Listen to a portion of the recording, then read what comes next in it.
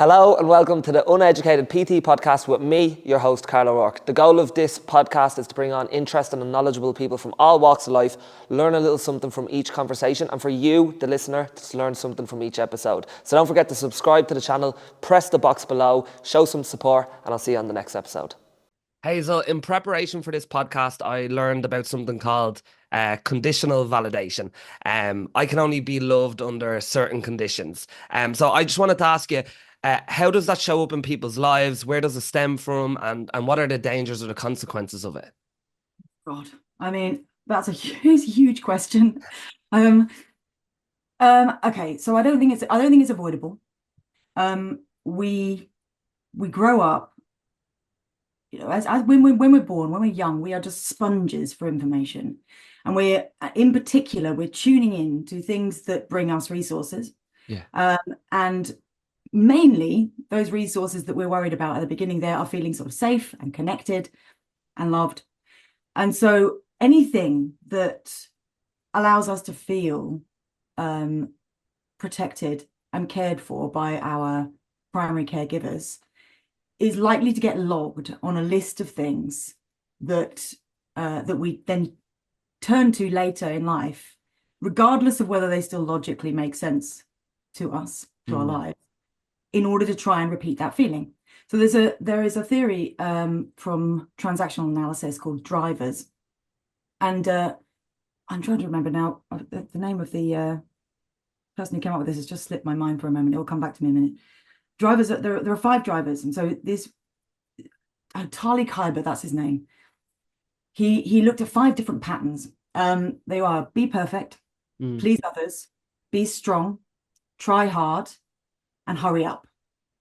And he reckoned, the theory goes, that everybody will have at least one of these drivers. And so somebody with a be perfect driver, for example, will likely to have been praised during their formative years for maybe having a tidy bedroom, getting things right, getting good grades. And as a result, they grow up feeling like they need to be perfect or as close to it as possible in order to be worthy of love.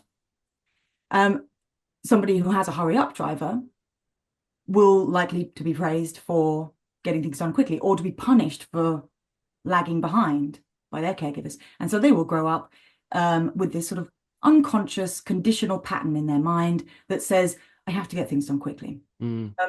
Lots of people will have all 5 of those drivers. I can absolutely recognize all 5 of those drivers in my behavior. Yeah, I was just thinking to myself as you were saying them, I feel like I'm all of them things, maybe at different times. Well, exactly. That's another thing we'll do. We're likely to sort of link them to different contexts. But, you get these combinations of them because I definitely have, I'm very high in try hard, Yeah. be perfect, and hurry up. And you end up with it. I end up finding myself in these situations where I'm definitely thinking, hurry up and be perfect. Hurry up and get ridiculous amounts done. Somebody with a try hard driver will overcomplicate things, tasks, without realizing they're doing it. Because with a try hard driver, we absolutely feel that if something's easy, it's not worth doing. And the more effort you put into something, the better it's going to be. And cutting corners or slacking off is completely prohibited because that makes me feel worthless. It makes me feel really guilty. And I don't think it's feasible to say that we could take these drives and change them. I think that the sensible thing to do with your driver is to build enough awareness of it to be able to recognize it when it's happening and also anticipate it happening. Because you can absolutely do that. If drivers activate most strongly under stress. So we're feeling overloaded, overwhelmed, or nervous, got a presentation coming up or something like that, and we know where our drivers are, we know we're likely to turn to them. Someone with a please others driver is likely to, under stress, try and find other people to save and help and be the good guy, because that's how they have learned to gain a feeling of self-worth. Perhaps they were the older sibling and they were required to look after their younger siblings as a child, and they got praised when they did that, or they were told off for being mean to people. So this is just a theory. None of these things are necessarily 100% true, but they're brilliant ways to work with our minds because we can start to recognize these patterns playing out, and that gives us a sense of control that would otherwise, without it, we would feel completely at the whim of something we can't even grasp. Yeah, yeah. I suppose it's like, does it resonate with you? If it does, then it makes sense to kind of explore that. I think the big thing that you touched on there is awareness, because if you're not aware of these patterns, then you're deemed to continue to fall into them if they're destructive behaviors. I know from myself, even when you said the thing like be perfect and hurry up, it's like I've had to start to recognize, like, okay, whether I'm, trying to build a business, or uh, get more subscribers on the podcast, or do a public speaking thing, or whatever it is, or, do the next marathon, or run the next race and win it. Like, am I doing this for me, or am I doing this so I can feel accepted? And that's something that, like, I have to keep on asking myself now, anytime that I go to challenge for a new goal. It's like, am I actually doing this because I actually want to do it, or am I doing this because it will validate me? It's such a great habit to get yourself into. And this comes back to the concept of ideal self and real self. So like our real self is who we actually are. It's not necessarily that available to us without work. It's what we truly value, what we truly believe, what truly serves us. That's our real self. And it doesn't uh, try to fit in or keep up appearances in any way. It just is, it just is there. Mm, And everybody's real self is just as worthy as it needs to be. We have this sense that we need to accumulate stuff and add stuff and achieve stuff in order to feel a sense of self-worth, or in order to be worthy, which leads us in the wrong direction, because it means that we start feeling like we have to edit mm, ourselves. And the more we edit ourselves towards our ideal self. So the ideal self is based on the superego. The ideal self is what we receive from the world all the way through our lives about what kind of person we should be, mm. how we want other people to see us, um, and what would count as worthy, or or respectable. Mhm. I see this a lot, and so my profession is, I'm a personal trainer, and obviously a lot of people who come to work with me come in the pursuit of weight loss, and I see it a lot in people where it's like, once I get down to 60 kilos, then I'll be worthy, then I'll be accepted, rather than, it being an internal validation of, I respect myself, and that therefore I exercise because it makes me feel good, and therefore then a byproduct of that might be weight loss. Exactly. And it's all, I rolled my eyes there. I did not roll my eyes at people who find themselves believing that. I absolutely believe that when I put on weight. I know it's not true, but there's still a part of me that believes it. Um, but that's the world we live in, especially for women. We are conditioned from the very beginning to believe that the thinner and prettier we are, the better we are. And men have, people socialized as men, have a similar list, not necessarily exactly the same, but the culture, our consumerist world, wants us to believe that the more we have, wealth, power, dominance, money, the more worthy we are. I was reading this incredible study that I'm currently doing a video series on the seven deadly sins, and I was looking into greed. And there is a psychologist called Paul Piff. Can't remember which university he works from right now, but he has devoted a lot of his career to studying greed. And they did an experiment with a rigged game of Monopoly. Mm, So they put two people against each other, but at the beginning they flipped a coin, and the winner of the coin toss got double the starting money. They were allowed to roll two dice as opposed to one, while moving around the board. They got double the money whenever they passed go, and they got to use the luxury car playing piece as opposed to the old boot. Right, so they set up this temporary discrepancy in privilege, basically, and wealth, financial wealth. Oh, sorry, Alexa joining in. And what they found was that when the game started playing, when the players started playing at the beginning, the fake rich players would feel quite awkward about their privilege, and they would mm, apologize. But as the game went on, they started to get louder and to get boastful and gloat about their wealth. They literally took up more space at the table. They ate more of the food that was on offer, and they just seemed to become increasingly less attuned to the plight of the other player. To mm, really cap this off, at the end, they had to fill out a questionnaire which asked them how they won. And the rich players, they didn't mention the coin toss. They started talking about how their superior decision making had led to their success. So it seems that greed, this sort of pretend ideal self version of worth has a lot to do with our circumstance. Mm, Um, one of the main criticisms of that study was that a rigged game of Monopoly didn't represent reality. So then they did another study after that where they took people of varying levels of real life wealth and they just paired them up and they gave one person in the pairing a tenner, and that person had to decide whether or not they were going to share any of that money, and if so, how much of it. mm, This is terrifying. They found that the more money the person had in the real world, the less they would share of a gifted £10. And you would assume, you would think, oh, if I had loads of money, I'd be able to give loads to charity. But that doesn't seem to be how it works. And again, this is not me demonizing anybody who has money. These studies seem to suggest that there is an unconscious thing that goes on here, and it's to do with what we learn from the world, that you are better, you are a better person, you are more, therefore more deserving if mm. you have more. And Well, so sorry, go ahead. No, go ahead. Finish. I was just going to link that back to, the ideal self and coming to a training session, wanting to lose weight, Yeah. and just taking a bit more of a compassionate view when we find ourselves in that place, because it appears to be an unconscious process that goes on in human beings in general, to link these things like wealth and thinness and prettiness to worth. And so we can be, it's understandable that we'd fall into the trap of believing that we need to accumulate more and more. It's just that it doesn't actually seem to work.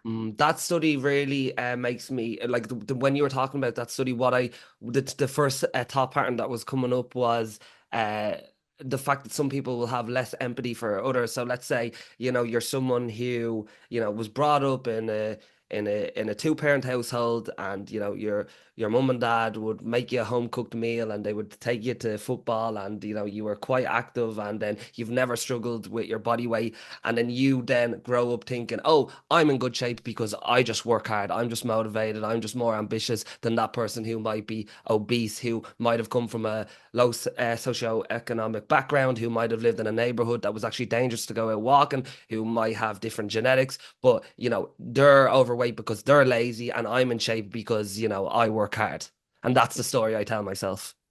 Exactly. And we just constantly come up with these rationalizations for why we're okay. Mm, Piff argues that it's possible that the reason our empathy seems to diminish as we gain wealth, and obviously he's talking about money and possessions rather than physical appearance, but yeah. it's all linked. He argues that possibly it's to do with the fact that money buys you space, like physical space. The more money you have, the bigger your house. You travel in cabs as opposed to taking the tube. You fly business class. You're likely to have a managerial position at work with your own office. You're less likely to be working alongside other people in the teams. So the more money you have, the less you are around other people and the less you depend on other people. And empathy, we can think of it a little bit like a muscle. If you stop using it, it withers a little bit. So perhaps this is what is going on. Perhaps wealth actually buys us a kind of disconnection and loneliness that impedes our ability to connect with other people. And if that's the case, then we have an actionable way of countering it. If we find ourselves in a position, and I was about to say we find ourselves in a position of privilege, but we're all in a position that nobody doesn't have some kind of advantage somewhere, whether it's race, gender, affluence, position in the world, position in your family or friendship group. Nobody doesn't have at least one little chip that they can use. And if we don't acknowledge these chips, then we run the risk of falling into this very hubristic, disconnected, disempowering, and actually eventually quite uncomfortable way of living, where we're trying to accumulate all of our good stuff and take full ownership of it in an attempt to feel better about ourselves. So it goes back to like the self-made man, isn't it? When there's no such thing really, because everyone has had help at some point to get them to a stage to where they want to be. Yes. And if we just acknowledge that, people feel like acknowledging the help of others or the assistance they've had along the way will diminish their feeling of pride. But it doesn't. It expands it, because then you get to feel proud not just of yourself, but of the people that you're working with and of other people's successes. Sharing pride out actually makes it bigger and more fulfilling.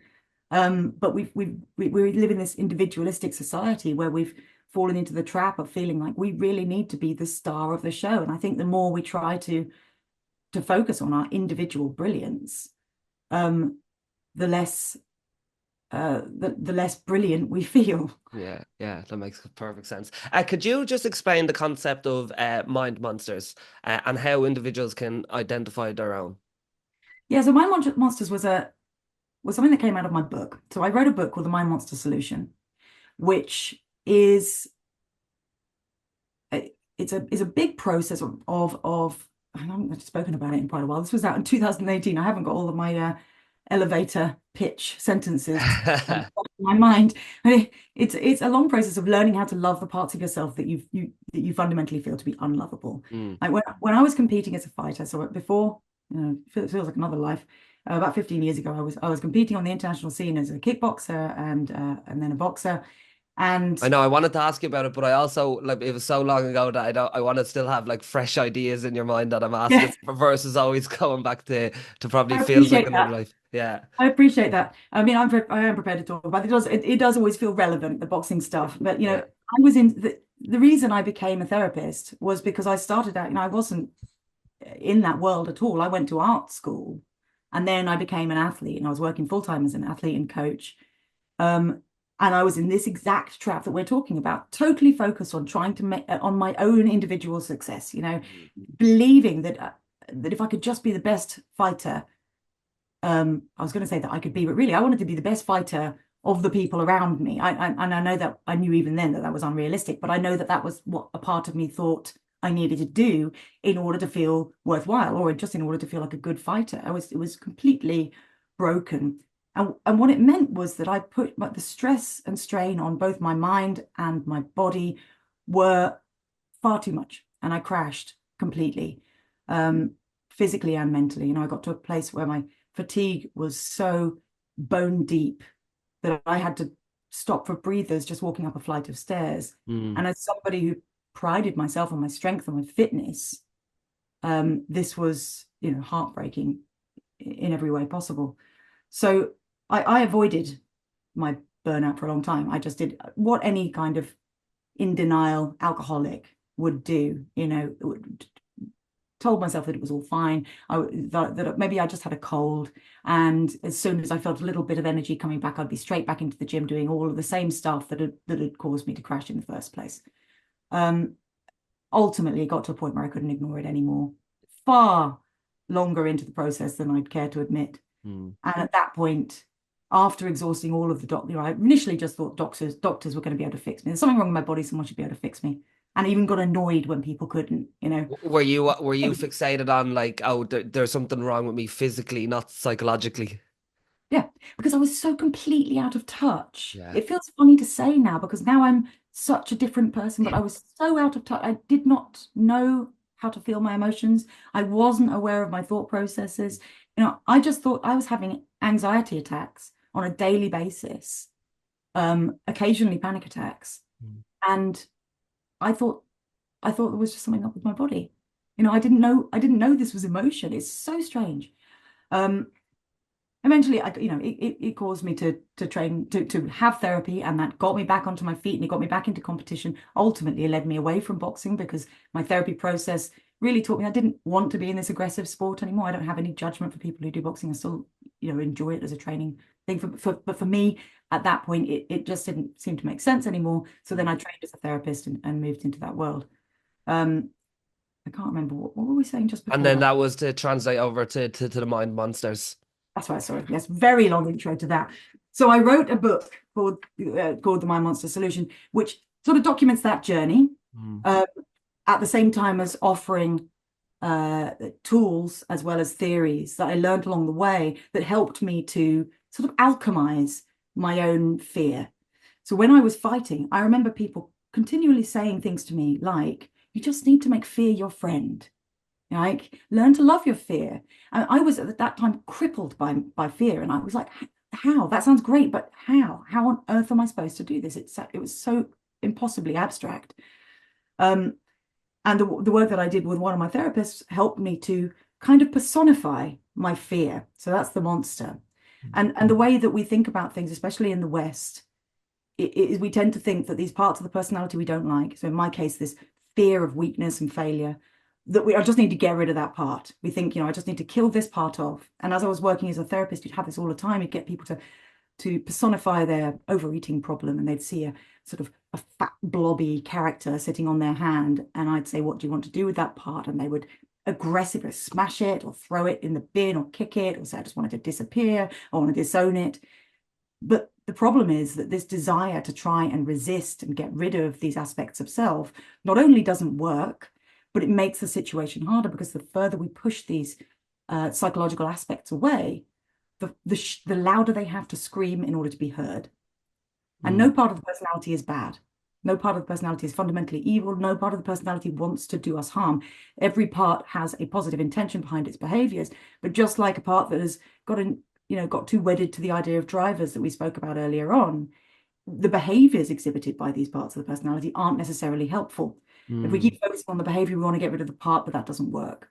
So I wanted to write a book that helped people gradually get to know their quote unquote monsters, to start by personifying it or visualizing it, and then to start to understand what lies beneath it, what its intentions are, how to connect with a part of the personality like that. You can talk to it. There's nothing wrong with that. You can start to build a connection. And over the course of the book, people get a chance to come back and revisualize and redraw, if they want to, this part of the personality. And I've had these wonderful emails from people who've sent this really angry scribble at the beginning that has evolved into this sort of beautiful, colorful, smiling, cute little critter at the end, because that's the idea. To learn to empathize with ourselves, and even with the parts of ourselves that we like the least. Because when we do that, they stop being monsters and they become teachers. And at the end of my book, this was a wonderful story. I wasn't sure. At the end of the book, I've been talking about metaphor and the importance of the symbols we give to things. And at this point, we're still talking about monsters in the book. And although we've reframed the idea of this monster, I was like, we have to give it a different name, but I don't know what to call it. And around this time, I found my old thesis from my degree, and it's still here somewhere. I started reading it, and a part of me I just wanted to kind of laugh at 22-year-old Hazel's attempt at writing, because I was like, I'm going to be so much better at this by now. I read the first page, and by the end of it, I was like, oh my God, I don't even know what half these words mean anymore. I've not got clever, I've got stupid. Am I punch drunk? What the hell has happened? It's a really bizarre crisis of confidence. And then I sort of shook my head and thought, okay, I need to give myself a talking to. So I left the office and I went into the kitchen and I boiled the kettle, because if you're going to get philosophical about stuff, you absolutely need some tea. And as the kettle was boiling and as the water was bubbling up, I realized that the word monster is an anagram of the word mentors. And I was like, holy moly, that's it. That's how it finishes, because we don't have one big black monster. If we just look at it differently, if we just rearrange our perception, we have multiple, like a team of mentors inside us. Every single experience, every thought, every feeling can teach us something about who we are, about the actions we need to take, about what matters to us, all of these other things that we really need to know in order to actually live our lives fully. And so that's how the book ends. That makes sense. So like, fear is a mentor. It's teaching you something. Anxiety is a mentor. It's teaching you something. And instead of kind of trying to run away from these, whether that's kind of overtraining so you don't have to think about it, or overeating or drinking or taking drugs or gambling or porn addiction or whatever it is, it's like, okay, you're trying to avoid what that's trying to teach you by using whatever coping mechanism you end up using. Yeah, well, you're trying to avoid how it makes you feel, because that's the only thing we notice at first. But if we just learn to sit with the feeling and the discomfort of whatever that situation is, or whatever the emotion is, and if we can encourage ourselves to get curious about where it's coming from and why it's here. So this idea that every experience we have, every experience produced by the unconscious mind and the body, is there to teach you something. And that is totally true. Just as physical pain is there to encourage us to look after an ailment or injury or illness, psychological pain is there to direct our attention to a psychological pain or illness or injury. And most of the time, that will come down to something like an unmet need, an unexpressed thought or opinion, a value that we're not living in line with. And we can only start to recognize those things if we look underneath the surface level experience of our problems. But so long as we're trying to numb our problems and that surface level experience with things like overtraining or overeating or binge watching TV or whatever, then we never get to the actual information, and we just stay in this holding pattern of avoidance indefinitely. I love the idea of drawing a monster and making it real, like making your thoughts real. I have a friend who he talks about his inner critic as his someone who constantly tells him that he's too overweight to wear shorts at the beach or to go into the gym, and people will talk about him and like calls himself a piece of shit and stuff like that. And his name's Jer, but he calls that person Frank. He goes, "Oh, that's just Frank talking. That's just Frank giving out again. Shut up, Frank." And he kind of he creates this real person so that he can kind of separate that negative self talk to who he actually is. And Yeah. Yeah, exactly. That's it. So we don't end up identifying entirely with that part. And mm, I would encourage him as well to, in a time of away from a time of conflict, perhaps not when he's feeling stressed and not when Frank is really spitting his most awful vitriol, to have a conversation with Frank and ask Frank what's most important to him and what he's trying to achieve. mm, Because invariably, Frank will be trying to protect your friend from something or other. mm, Very often, the inner critic, ironically, is trying to protect us from the outer critic. So the part of us that jumps up and says, "You're too stupid to put that video out online. You're going to look like an idiot," or you can't write a book. Who do you think you are? It sounds like just pointless self-destruction, but it isn't. That comes out of a fear of exposure and a fear mm. of humiliation. And that part is trying everything it can to stop you from risking exposure and humiliation. So can I ask you a question? So let's say that is your fear. So your inner critic is telling you that you're too stupid to write a book, or that video is going to look silly, or you shouldn't open that business, or you're not fit enough to apply for this race or whatever it is. But you know that these are things that you want to achieve, but that inner critic or that fear is holding you back from achieving everything that you want to achieve. Like how do we like what techniques can people do to make sure that they can still pursue these things without kind of fear crippling them? Yeah, I like the way you put that, without fear crippling them. So we have to remember that we don't get to pursue things that are different without some level of fear. Yeah. So it's about being able to minimize that experience so that it doesn't stop us. And there are lots of different things you can do. And of course, it's a courses for horses thing.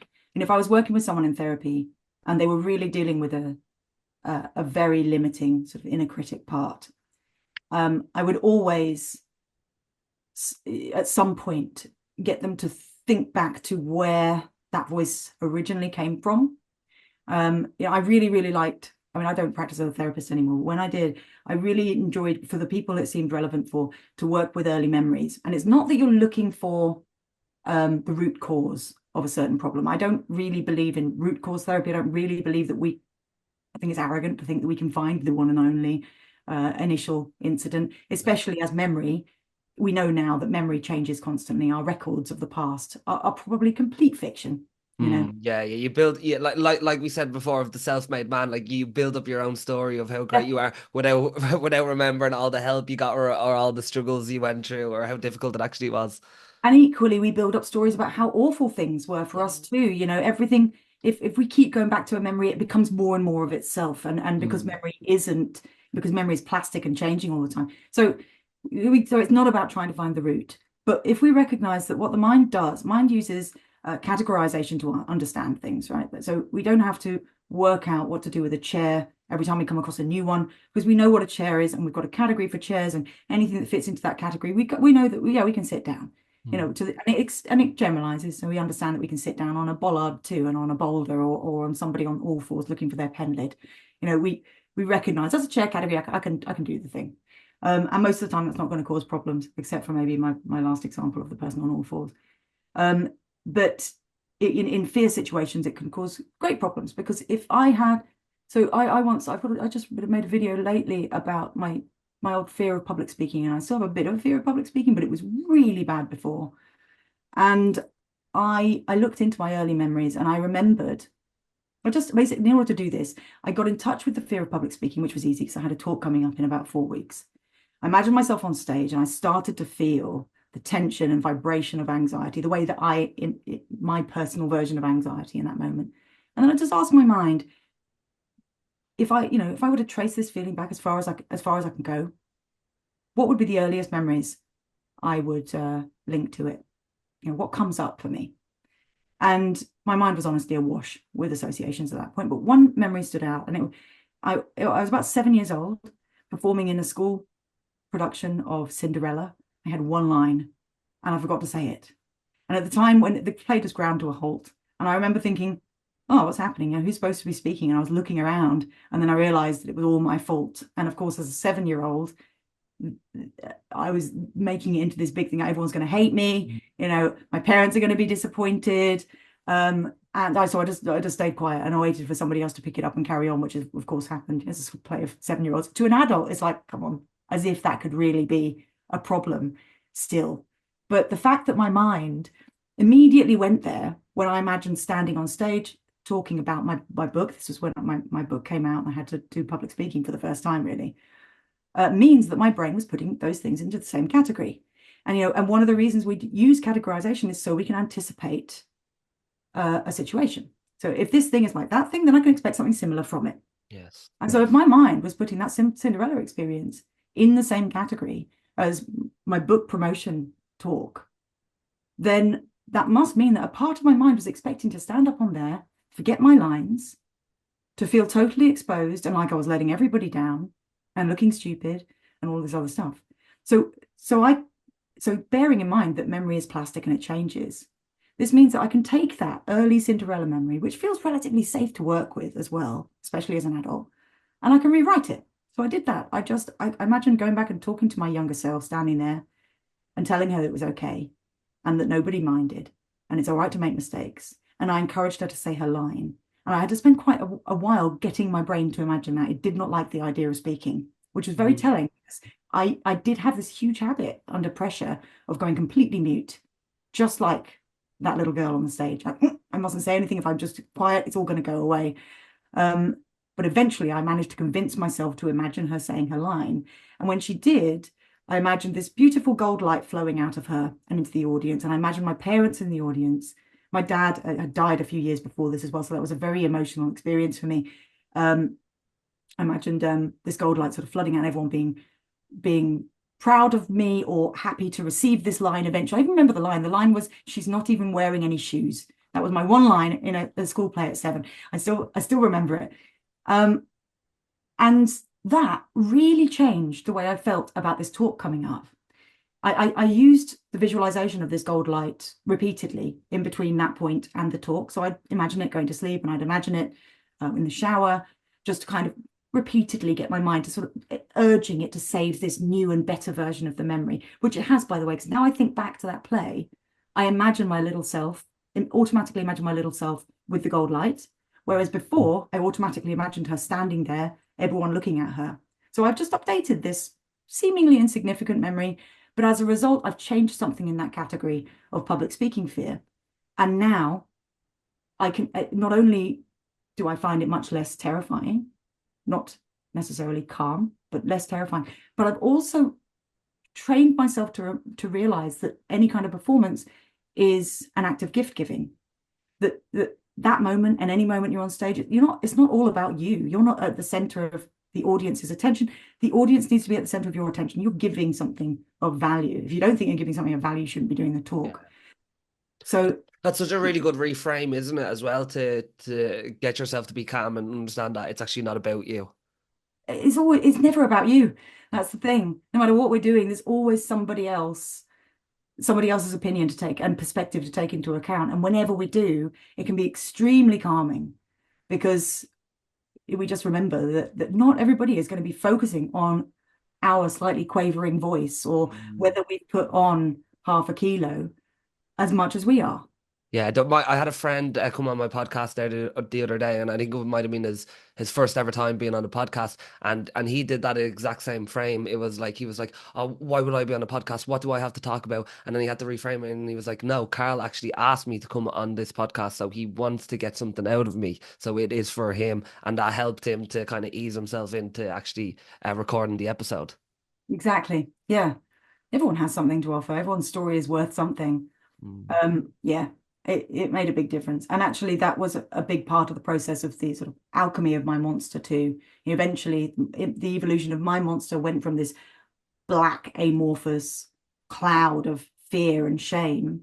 And in the end, I imagined that scared part of me as a little girl around age 7. It was also linked to my dad. My dad was he was a sporty guy. He was a very gregarious, funny, charming guy. And he wasn't around that much when I was young because he was a scientist and he did a lot of traveling for work. He wasn't absent, but he'd be away, maybe a week every month. And that counts a lot when you're little. So when he was around, I was desperate for his connection and love and attention. And one of the ways I recognized I would get it was when I did sporty stuff. I have this memory of him being at a school sports day and me doing like the 60-yard dash or whatever and winning and him being over the moon. And I also have a memory of, I think it was at his 40th birthday party when he called me downstairs to show his friends my biceps. So I had these like bulging biceps as a little girl. And I was so proud that Mm. he had called me downstairs to show me off to his friends. And so no wonder my mind started to put an over dramatic emphasis on the need to be physically dominant and successful in a physical, sporty way, because, that was how I felt connected to my dad. That's so Learning interesting. these things. That's so interesting. Do you think like lots of high performers like in sport they have this kind of inferiority complex where it's like they don't feel good enough, and that's almost what drives them to get to that next level that most people don't put themselves through? I get in trouble for this question because yes, I do, but I don't think that is limited to sports. Yeah, I think that we're all doing it in our own ways. yeah, And I think one of the big problems we have as a society is that a lot of the people at the top, whether it's in business or sports or Hollywood, a lot of those people, it's less so at Hollywood. It's something you see less with actors than you do with people, sports tycoon, like I'm thinking of Trump, of course, yeah, and sort of angry, inferior feeling athletes like Ronda Rousey was somebody I often used to point to for that, who said she would rather die in the ring than give up. yeah. I think it's just a little bit out of Tiger Woods was the same as well. Tiger Woods' his yeah. dad put him through horrendous things, and like people only seeing that, oh, I'd love to be Tiger Woods. He's the greatest of all time, not knowing anything about kind of his childhood and what he went through. And no wonder that showed up in like sexual behaviors and stuff like that. Exactly, and we see it so often that it's very easy to believe that you have to use the stick as opposed to the carrot in order to motivate yourself. And people who are used to beating themselves up in order to do stuff or to achieve find it very hard to even contemplate letting go of their shame and self-criticism because they think it's what's got them to where they are. But the reality is, I mean, in theory at least, it's very hard to test this. The carrot can get you just as far as a stick.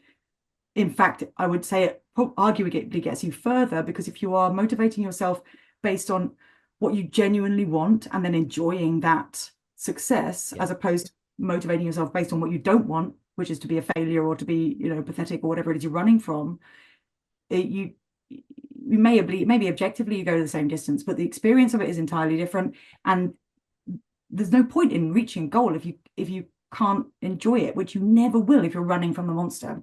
Hmm. Because Yeah, it's I can. always I even see it. I even see it in terms of people trying to achieve body composition goals, whether it is weight loss or whatever it is. It's like, you know, am I going towards this goal because I hate how I look and I hate who I am versus I'm going towards this goal because I love who I am and I respect who I am and I enjoy it. It's like it's the same goal. It might be just reducing your calories or going to the gym or whatever, but just your perspective around it is completely different. One's going to be far more enjoyable. yes, and also and much more sustainable because if we focus only on the goal, and it's more that's also to do with process and goal orientation. So if we focus on the goal, let's say I want to lose a kilo.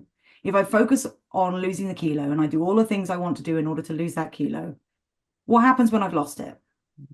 I have I built up a good habit? Probably not. I probably just built, I probably would want to go further. Now I want to lose another kilo. Yeah. But if with the same kind in the same kind of area, instead of focusing on wanting to lose a kilo, what if I focus on it really engaging in sports that I absolutely love to do for the sake of doing them, or eating food that is gorgeously healthy, not calorie restricted, but gorgeously healthy. Like if I say I can start with a kind of a negative point. Now, maybe I feel a little unhealthy. I'm going to make some lifestyle changes, but instead of I'm going to make those changes in order to get to where I want to be, I'm going to make those changes based on how to live the life I actually want to live. Now, I can lose this kilo, but I can probably keep it off much more easily because I have chosen a load of things that I genuinely love doing. And I really love going out for long walks, and I really enjoy this beautiful Japanese salad that I worked out how to make the other day. These things can get me there, but they also are worthwhile in doing in themselves, and they don't feel like self-punishment. So it's just Yeah. infinitely better in all respects. Yeah, it's like I have to eat the salad or I get to eat the salad. I get to eat this nutritious, Yeah, delicious salad versus I have to eat this, boring plain salad because I'm trying to lose weight because I hate how I look. exactly. Exactly. Who wants which? It's very easy to choose between those two world views, but we rarely do. Mm. Do you think that like to get started though there has to be some sort of kind of ignition of pain and um not being happy in a place where you are to almost use the stick a little bit and then that kind of transform into the carrot because I see it in a lot of people as well. It's like, okay, I started training because I'm not happy with certain circumstances. I'm not happy how I look. But then maybe after a while, why they continue isn't because there's lots of self-hatred, but because they actually just enjoy how they feel after they do the thing. Yeah. I mean, I think that's a very good point. There has to be, if we want to make a change, there must be a reason we want to make a change. Mhm. So in any situation where we are going to make a change, there will be a pain point, as well as all of the uh, potential rewards. But sometimes the pain point can be extremely small because if Mm. we just want, and that's really where we want it to be. I think that there's a particular dialectic, which is, a conflicting thought state where we can, the aim really to be our best selves is to be able to recognize that we can accept ourselves fully and we can feel 100% worthy as we are right now, at the same time as knowing that we can be better and that we Mm. want to change. And a lot of people really struggle with that because they think if I can be better in any way, or if I want to change in any way, that must mean that who I am right now is bad. And if we fall into that habit, then we get that very fear-based, shame-based, stick motivated behavior that just puts us on a treadmill that never gets us anywhere, and the monster gets bigger and bigger. But if we can recognize that it's always possible to actually enjoy the process of striving for more and learning new skills and changing, and yeah, sure, things like getting fitter and or stronger or whatever, at the same time as knowing that we at every point along that journey have been worthwhile. And if we can train ourselves to believe that conflicting thought pattern, then we can really do amazing things and enjoy the process of doing them. I think a lot of people fall into the trap of thinking, okay, if I'm not hard on myself, or if I don't punish myself, or if I accept myself as I am, then I won't get to the next level, or I won't continue to progress. Yeah, they think, oh, they'll just lie back and watch Netflix and be lazy. And I don't think that would be true for many people at all. I mean, we might do it for a few days, And it might maybe be the best thing maybe you can we- do. I mean, maybe we'd need to, if we've been running and running and running away from something all this time. But nobody wants to stay in that state forever unless they're pinned there by fear. Yeah, it's another thing we can find ourselves doing indefinitely because we are consumed by fear and shame. But if we actually accept ourselves fully, we will want to do nourishing, wonderful, vibrant things with our life, and that will include learning amazing stuff and embarking on exciting projects. I wanted to ask you about trauma because um, obviously I think a lot of people's perception of trauma is that it's this big, arching big event that happens in someone's life, and that then that obviously ripples into other aspects or areas of their life. Could you just kind of like explain what trauma is and you know, how it can show up in like big and severe things and also maybe small things that might seem insignificant. Kind of like just the example you spoke about in terms of on stage at the play as a 7-year-old girl. Yeah. I mean, in therapy, we often talk about capital T and lowercase t trauma. Because Lowercase. That's there very is a nice. difference, right? If someone can have a really big capital T trauma, like some kind of awful abuse they suffered when they were younger, and that will affect them differently than somebody who has had lowercase t traumas like the one I was. I mean, I wouldn't even sure if I would class. No, maybe I probably would lowercase t trauma, the Cinderella thing, because it was quite young and stuck with me. But and they would be they you would I mean every individual needs different treatment anyway, but also you would be likely to treat those types of experiences differently. And you really handle capital T trauma with the greatest care and caution and patience, because it can be difficult to get past. You know, it really absolutely affects the way your brain forms itself, actually, if it happens young enough. And but none of the fact that that stuff happens, and it doesn't happen to all of us, I think the key takeaway is that doesn't mean we should write off the things that we have that have happened to us, if they are, you know, more of the lowercase t things, because we can only experience what we can experience, right? The worst day of my life is always going to be the worst day of my life, even if somebody else has had a much worse day. Yeah. It's ridiculous to compare the two events. Yes.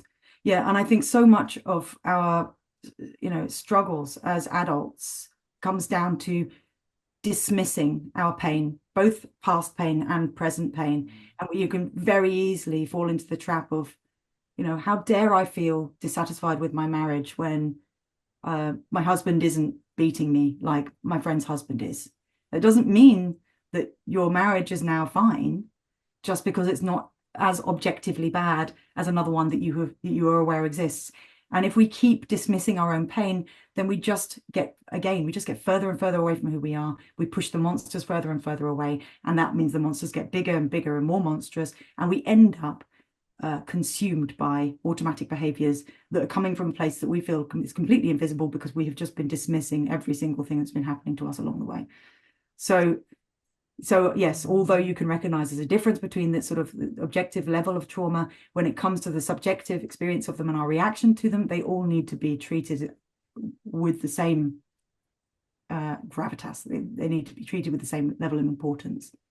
Do you think is let's say trauma with a low capital T, is that more difficult to find in people because it might be kind of subconscious, because it feels like it's a small act, so it might feel irrelevant to the person, but obviously it's showing up in their day-to-day lives.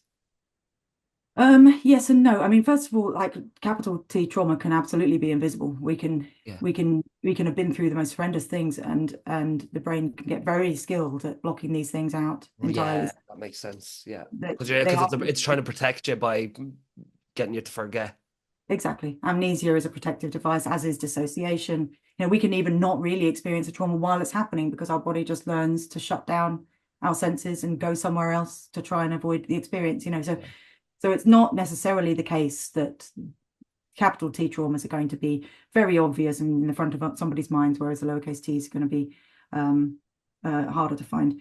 But at the same time, you know, as I just said, because people write things off, it can be tricky to it can take a little time to give those sorts of things the importance that they deserve. But at the same time as well, remember what I was saying about not necessarily being able to find the root cause of any particular issue. You know, it's tempting when working with memory to feel like we need to delve in and find the one thing that's going to make the difference. And I just fundamentally don't believe that that's possible. I think that sometimes people could work with the memory and seem to do a great reframe and nothing much changes. And then you carry on working on other things. And over time, the little changes in different areas, not just stuff you do in the past, but stuff about imagining the future and stuff about your current behavior, because the mind doesn't leave things in separate places. Everything works together. So as you build up little shifts in all of these different areas, at some point it reaches a point where it goes over threshold, and then you're like, oh, I feel better actually. And there's no way of saying, okay, that was the thing that made the difference, because it's just been an accumulation of changes that have affected your perspective on the world. Mm. There's a really good study that I'm always obsessed with when I'm talking about obesity with people. And it's women who have been sexually assaulted. I can't remember the percentage, but are far more likely to become obese, and they use it as a protective mechanism to, keep predators away, because if they feel like that they're not sexually attractive, then that will protect them from predators. And I just think it's really interesting how, like, something that you might deem as, something that's impacting you in a negative way, but it has a purpose, even if you don't realize what that purpose is. That's the perfect example of the positive intention beneath a problematic behavior. And that positive intention won't necessarily be obvious to the person who's overeating, right? So it can be very unconscious. One of my pet hates is the lack of empathy and compassion that people often display when confronted with something like that. Fatness is absolutely in the cultural shadow. As a culture, we look down on it. And I had a partner once who was he was an athlete, and he was also a thin person naturally. So there's no way he just would never put on Yeah. weight. He doesn't know what it's like. And when he would see somebody who was overweight, he'd just be like, just eat less. And I was like, it's never that simple. Do you not think they've thought of that? Do you not think they've thought of that? And people like that often say that they hate, the sort of the body positivity movement, and people using plus size models, and I spoke to someone the other day who was saying they hated the fact that they thought this was glorifying and promoting. They even used the word promoting obesity. I was like, they're not promoting obesity. What people don't understand is that most people, I mean, sometimes that will be a physiological thing anyway, hormonal or glandular or whatever, right? So we don't know what's happening there. But if it is to do with overeating, then that usually is born out of the type of situation you're talking about. It doesn't need to have been sexual abuse, can be all sorts of difficulty in the background that has caused this behavior. And the first thing anybody needs in order to change a behavior that's been born out of shame and fear is to feel accepted and safe and seen and heard, and all of this stuff that we all have an absolute fundamental right to. And if we don't allow those people visibility on TV, or if we shame them for being fat and tell them to stop eating, we are probably contributing to the problem that causes their overeating, rather than helping them in any kind of way. This is becoming, I noticed this changing in the popular culture. People are becoming more empathetic about it as a result of things like the body positivity movement, and that's great. We aren't quite there yet, and the reason is because it's so much in the cultural shadow that we would hate ourselves to get to a place of obesity, and so we really find it hard to witness in other people. And I just think we need to make a concerted effort to start with empathy, because it's really, I just think, the only way that we can actually make a change en masse.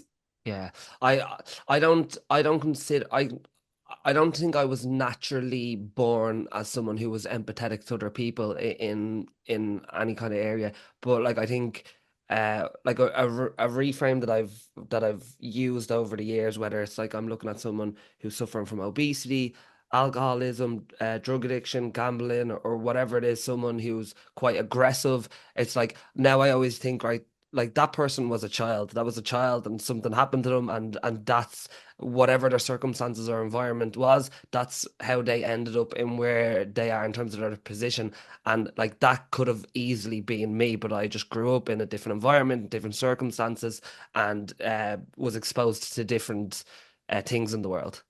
Yeah, exactly. If only we all just took that stance more often. It isn't always easy, because sometimes we'll be triggered into a strong emotional reaction, and it's hard to access those level headed thoughts and perspectives while in the grip of those emotions. So I also have empathy for people who struggle to see it. But I fully believe that if we could all just start moving more towards that stance more often, and we can help other people to take that stance when they're feeling triggered, or help them calm down first and then take that stance, we would live in a better world. Yeah.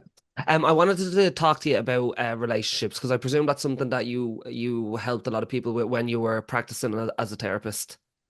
I mean, yeah, relationships are kind of connected to everything. I was never a relationship therapist. I didn't work with couples, but yeah, they're all pretty Well, much. the question that I wanted to ask you was, like, what do you think is the secret to building meaningful, lasting relationships? Wow. Um, And the reason I ask that is just because the type of people that listen to my podcast, okay, they might be listening because they have body composition goals or fat loss goals, or they just want to improve their health and stuff like that. But then what I see a lot of the time is a lot of the relationships around them actually impacts their actions and behaviors as well. Like if it's someone who I'm working with who, they might have a certain uh, group of friends who isn't really contributing to the person that they're actually trying to become now, and it's difficult for them. Or they might have a partner who is getting upset because they're spending all this time in the gym, or they're trying to get in shape and that other person is not getting in shape, and now they're passing little comments like, oh, don't get too lean, or don't oh, you look fine as you are, but you don't change too much. And I've noticed that relationships can be a big aspect to people getting the desired results they want or not, whether that's going in one direction or the other direction. yeah. I mean, it's one of those big topics that it's hard to it would be different for everybody. But Mm. I think that a really important thing with relationships is, first of all, we need to realize that we by and large can choose the people we spend time with. It can be difficult when we need to make changes to family, for example, but friends certainly, and definitely partners, we pick these people. And so again, we need awareness about why we are choosing people, and whether we do have to stay friends with somebody that doesn't make us feel good, because the answer is invariably no. You don't have to stay friends with anybody. It's hard to unfriend somebody, but sometimes it's necessary. But before we can start making those kinds of decisions about who we spend our time with, we have to work on self-awareness.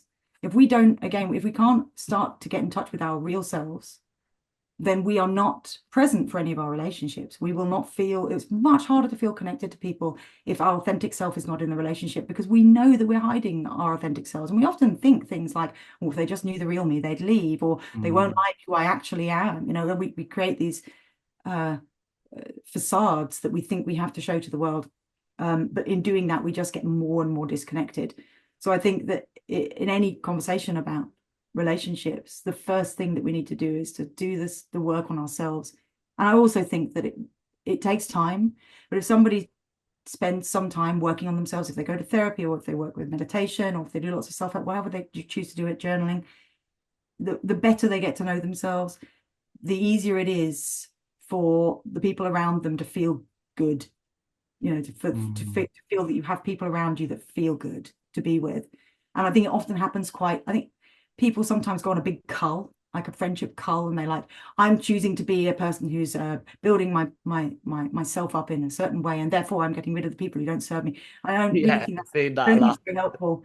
It can be really traumatic, both for the person doing it and the people on the other end. And I think if you do it in an organic way, if you're just learning who you are, and you're building genuine, authentic self-connection and self-compassion, over time, the people that aren't right for you, they phase out. You Yeah. don't make a conscious decision for it to happen. You might need to, if you recognize, often people are in really toxic relationships when they begin the work and they start to realize a relationship is toxic. And so you might need to take steps to change that dynamic. Or if it's a partner, you might want to leave the partner. There are things that you might need to do, but I don't think it's ever a case of this huge kind of big immediate change. It's more likely to be Yeah, something. it doesn't have to be this big washout where you tell everyone that, "Oh, I can no longer talk to you now because I'm trying to get in shape, or I'm trying to build a business." Yeah, It can be literally just, okay, now I'm gonna set boundaries that I wouldn't have set before, where like maybe you're a people pleaser who just says yes to everything,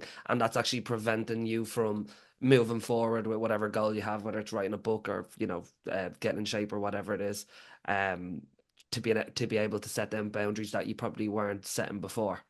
that's the perfect example. If somebody is a people pleaser and they've just been a yes man and they've been looking after everybody, and then they start to learn to say no, they will very quickly work out who out of their friends actually values them for who they are, and who has just been using them because of their people pleasing patterns. Because because the people who they genuinely want to stay friends with will be the ones who might be a little bit put off put by the initial no, and it might take a little bit of time to recalibrate. But the ones who really just aren't prepared to be friends with you when you are a boundaried, self-respecting person will disappear. They'll Mm. disappear before long. It looks after itself then. And yeah, exactly. In those smaller situations, this doesn't apply to big abusive relationships, where the dynamic is different. But in those smaller situations, friends that are just sort of hanging around, like a bad smell often, Yeah. using you in different ways because you have been giving all of these resources away, Yeah. they won't stick around. And you'll be glad. They'll disappear and you'll be like, oh, I haven't seen such and such in a while. And then you'll think, and that feels good. Yeah, I And don't care. that's all you need to know. Yeah, yeah. Let's say it is a bigger dynamic, like it's a very intense relationship, and one person is growing or changing significantly, and the other feels left behind. Um, how does someone um maneuver that dynamic? I mean, that again, it's just difficult because it would be different for every relationship. If there's abuse involved, go and speak to somebody. Get a therapist or a counselor, or speak to your doctor or somebody objective, and get the advice you need, because I couldn't issue a sort of one size fits all a bit of advice for anything like that. But if it's not abusive and it's just about the kind of growing pains in a relationship, because that can really be difficult. If one person goes on a big path of change and the other person doesn't, if it stays that way, the relationship is likely to end, but it doesn't necessarily have to. But you need to be aware of the process all the way through. So if you're the person who's changing and the other person seems to be digging their heels and resisting the change and it's getting difficult, talk to them about it. And it's such an obvious thing, but you have to find out how they're actually feeling, because it could be that they are projecting their own insecurities onto you. So if you are getting fitter, for example, and they are not, they could be resenting you and or feeling like you're now judging them.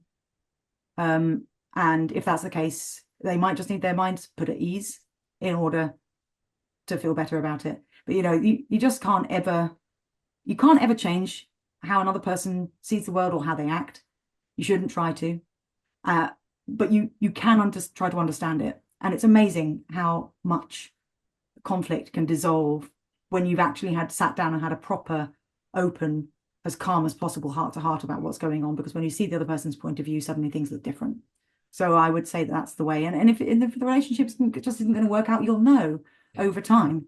You'll realize, and it will have to come to an end, and that's never easy, but it happens. But if the relationship can work out, you'll also know how to work on it and get that to happen as a result of talking to the other person. Do you think that's where most relationships fall down, is that communication aspect that seems so obvious actually doesn't happen? Probably. Mm. Probably. We find it very hard to have vulnerable conversations, and we much prefer to just make up our own version of what's happening Yeah, and then yeah. fall down on it. Because I would have clients who would, be ranting about their husband or ranting about their girlfriend and say, "Oh, I couldn't go here because of this, and he's doing this," and I was like, instead of ranting at me, did you actually have that conversation with the partner? Yeah, Probably not. yeah, exactly. He thinks this, she thinks this, but do they? Have they said that? And Mm. people often say, yeah, they have definitely said it. Have they actually said it, or have they said something that sounds a bit like it? You know, don't be afraid to talk to people. Amazing things can happen when people talk. And ultimately, any problem in any relationship will resolve itself if, and really only if, both parties take 100% of the responsibility. Gay Hendricks, who was a psychiatrist, I think, in the States, he's written a few books. One of them is called Big Leap, and he talks about how there's always 200% responsibility up for grabs in any one problem. And the problem is that we think there's 100% and that we each need to take our 50. But when we think of it in that way, we end up taking 49 because we're like, I'm taking my 50, but really it's a bit more their fault than ours. And then the other person does exactly the same. They take 49. There's always 2% left that is not getting resolved because we try to do our part at the same time as holding on to this idea that it was always more their fault than it was ours. And so the only way a relationship issue gets solved is if you both recognize there's 200% responsibility up for grabs, meaning that you both have to take 100% responsibility. It means that you act as if it is all up to you to change. And if both of you do that, problems basically just go up in smoke. They disappear. But you have to let go of this sort of jostling for the victim position. We all want to be able to say, I'm the victim here. You're doing this to me. Poor me. If we get rid of that, that urge to prove our own helplessness, then things really change. Yeah, what can my partner do for me versus what can I do for my partner? And what can I do for the relationship as Yeah. well? Yeah. Yeah. I wanted to get your thoughts on purpose, and even if we could go back to like speaking on, let's say, the high performer and like the dangers of your purpose being the best in the world, the best athlete, the best writer, the best content creator, the best podcaster. Like, what can be the dangers of aligning your purpose with that best position? If your purpose is all about yourself, then you are locking yourself into a life of self-consciousness. It's as simple as that. If your purpose is all focused on, I want to be this, or especially I want to be the best at something or other, then you will spend your entire life comparing yourself to other people, feeling like you're failing if anybody does anything better than you. And when you get there, let's say you get there, let's say you want to be the fastest man in the world at 100-meter sprint. When you get there, you will have like 5 minutes of feeling amazing. And then immediately you'll have this dopamine crash and you feel like crap. And then the very next day, you're back in training because there's another race coming up and there's another threat of losing your position as fastest man in the world. It's a very, very frightening, tense situation to live in. If your purpose is instead to do something that helps the rest of the world or animals or people or whatever it is that you choose it to be, it doesn't need to be a big egalitarian charitable mission. It doesn't need to be that. It just has to involve the rest of the world. Then you are setting yourself up for a life that feels connected Hmm. and less fear focused. I love that um the concept of the gold medal syndrome, like when athletes go over to the Olympics and they might win gold medal, and then instantly after all this training to become the best, they become the best, and then there's this like a massive just dip and like feeling depressed. I think Michael Phelps, after he won gold, he said he was depressed for weeks or months after. Yeah. Yeah. And he Phelps famously talked about how he was powered by fear. He was so he raced because he was afraid of losing rather than because he loved the idea of racing. Um, and yeah, he's just another perfect example of what we were saying earlier on, where we look at somebody and say, okay, that's how to be the best. And we don't question how they experience the best. But did Phelps also I think it was Phelps also had, became an alcoholic and had a string of DUIs or a big crash on Possibly, drinking yeah. under the influence. I think it was Phelps. I'm really sorry if I've just said that when it isn't him, but there was certainly a swimmer in that category. And it just, yeah, it's really difficult because in part of that's because you set yourself up for this idea of when I am X, when I am the best in the world, I will feel worthy. But we don't. We get there and we're like, oh, I feel just in fact, I probably feel more empty than I did before because now my goal has gone as well. Yeah, it's so fleeting. It's literally for one day, whereas you've probably trained for the last 10 years up until that point. Yeah. And it can't, we're hoping for something that is literally impossible. No external achievement can change how we feel about ourselves on the inside, can change our sense of self-worth because they are in different places. They're different types of thought. One is an inside job, the other is outside external objective achievements. They are totally different categories of things. And so if we hope that one is going to bring us the other, um, then we're just setting ourselves up for a huge disappointment. And when that is coming at the end of a big 10-year build up, like you just mentioned, Hmm. then it's really you can be in a very unstable position after that. Hmm. Going from someone who might be putting their purpose into the wrong domain versus someone who, let's say, feels like they lack purpose in their life, they feel quite aimless. Um, do you have any advice for anyone who feels like that at the moment? I mean, it's the same as the relationship advice in that you've got to start with yourself. It's very hard to, and the purpose question, by the way, is kind of difficult because people, I think we've fallen into a habit of thinking that everybody needs to have a purpose in life. And then we confuse purpose with mission. And so we think that to have a purpose is to be working towards one external goal. And then we fall into the trap of everything we've just been talking about. And purpose is not mission. And I think a better way to think about purpose is to question what feeling purposeful in the act of doing something is like for us. What gives us a sense of present moment purpose while we're doing a thing. So it's not purpose is not so much about a future projection. That's mission. That's an outcome. Hmm. Purpose is about how we live while on the journey. And so that changes things. So then we can start to ask ourselves, okay, well, if I don't feel like I've got a sense of purpose right now, or if I don't feel like anything makes me feel purposeful right now, what can I remember in my life? What did feel good in a way? What made me feel like I was contributing something to the world, or even just to myself, in a really wholesome way?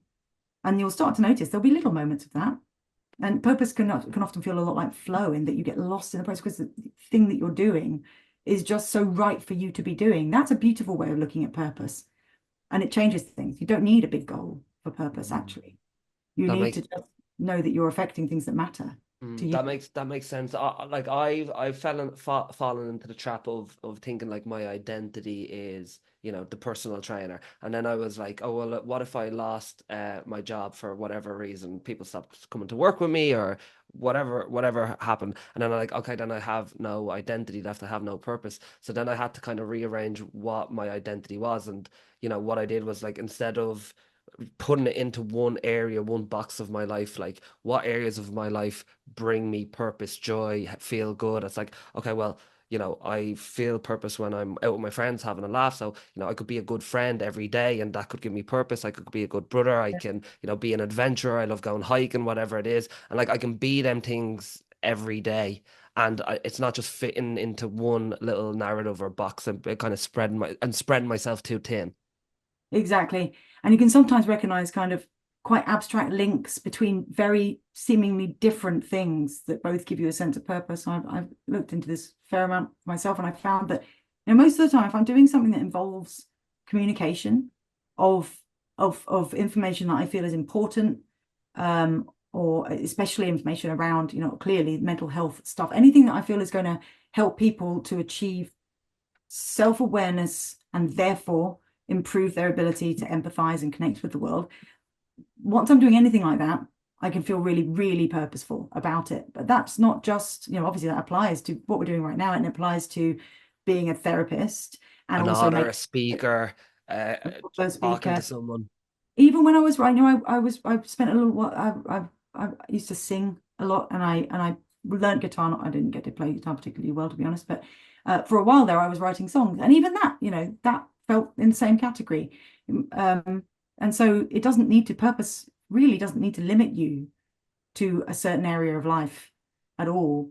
And I also don't think it should be connected to your identity. If you associate too much with your purpose, my identity is a person who communicates information that helps people to empathize. Like, that starts to feel limiting too. The identity is even bigger than purpose, or maybe it's the other way around. I'm not entirely sure, but either way, they're slightly different. And if we get the levels of these things mixed up, just like you were saying, if you your identity as a personal trainer, being a personal trainer is actually, well, it's your job.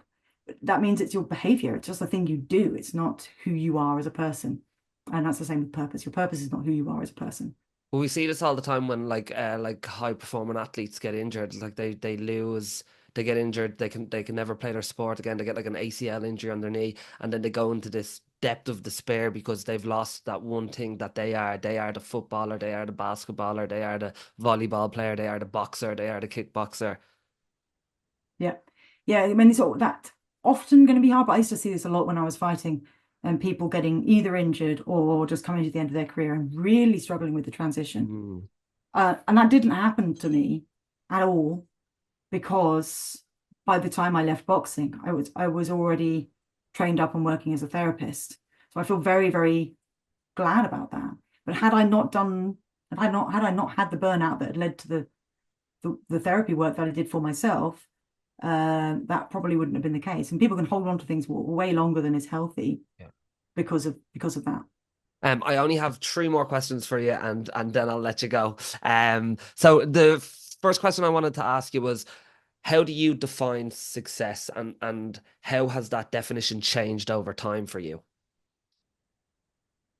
Well, it's how it's changed is much to do with the purpose stuff we were just talking about. I used to think success was, all about external achievement. I definitely don't think that now. I don't know if I have a ready definition. I suppose I would say that I feel successful when I'm making when I'm when I'm living in a way that feels interesting to me and Mm. valuable to me and purposeful. So it's kind of vague, but Yeah, I don't But really think about success or not success but much. do you think that it kind of needs to be vague because of the things that we just spoke about? It's like Yeah, putting yourself into boxes if we don't. yeah. I actually think we need to stop talking about success so much Mm. because it inherently feels connected to outcomes. You either achieve success or you don't, and I think that's limiting in itself. I don't ever ask myself, do I feel successful? I Mm. sometimes have this realization that other people must look at me and think of me as successful. I had that realization the other day because somebody said it about somebody else. I think she's very successful because she's doing X, Y, and Z, and she was doing similar stuff to me. And I thought, well, people must say that about me or think that about me. And I thought that's weird. Like, successful in comparison to what? It Mm. feels like such a meaningless term. So I'd like to get rid of it. So my next I question would be how do you cultivate inner peace and how can people create more inner peace in their lives? really think you need to start asking some bigger questions because these are just so detail focused. um, um, how does somebody create inner peace? How did you, Um, or I'll make it easier for you. How did you create it? Or do you feel like you have inner peace? sometimes, Yeah. sometimes. I mean, I think How did you cultivate that? Because obviously, as we spoke about, you didn't have that before. I don't think I cultivated it so much as I think it's another one of those things. It's like self-worth. I think it's always there. Mm. And you don't create a life in order to experience inner peace. It doesn't, if you try to do that, you almost certainly won't. But rather, it's there for you to experience, and you just need to stop for a moment. And if you do that, you will. So, or if you do the work that gets in the way of the stuff that kind of blocks you. So I think that really it's kind of the same answer to it. I mean, my answer to everything is to do the work and get to know yourself. And the better you do, the more you do of that work, the better you get at achieving the things you want in life or experiencing things you want in life, like inner peace. So yeah, Mm. it starts Last, with knowledge. sorry. Last question that I wanted to ask you was just about I just want to make sure that I'm pronouncing this right. The Twixt app, isn't it? Yeah, betwixt, like as in the word Betwixt. betwixt and between, it's a sort of slightly archaic word that means in the middle of something. Can you tell me a little bit about that and what the inspiration behind it was?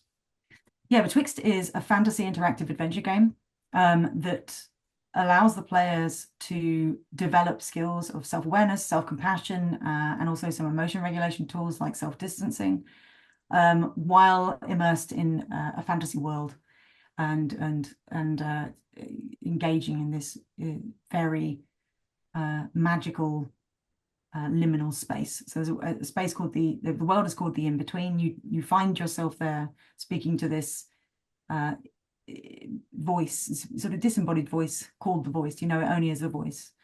And the voice explains that this world needs just one thing from you, and it's for you to be able to see yourself clearly. And that when you can do that, things will change. You'll break free of this limitation. And so you go through the game having these experiences with the voice, and the world uh, reacts to you. So the weather becomes your emotion. You see things in the world that are based on your experiences. And the idea was to create a different way to engage in therapeutic tools and personal development rather than the kind of clinical, quite boring apps and books that a lot of us have done a number of. We wanted to see if we could make, the problem with those things is that the learnings don't tend to stick that well. Yeah. Sometimes little bits do, but in terms of creating enduring behavioral change, it's quite difficult when you're just learning something from in a logical, factual way.